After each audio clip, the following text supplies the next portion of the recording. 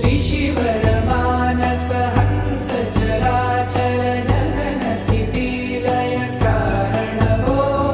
साम्ब सदा शिव शम्भो शङ्कर शरणं मे तव चरणयुगम् अन्तःकरणविशुद्धिं भक्तिं च त्वयि सतिं प्रदेहि विभो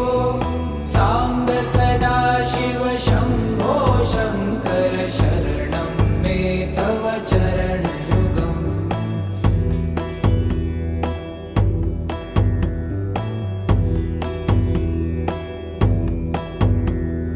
करुणा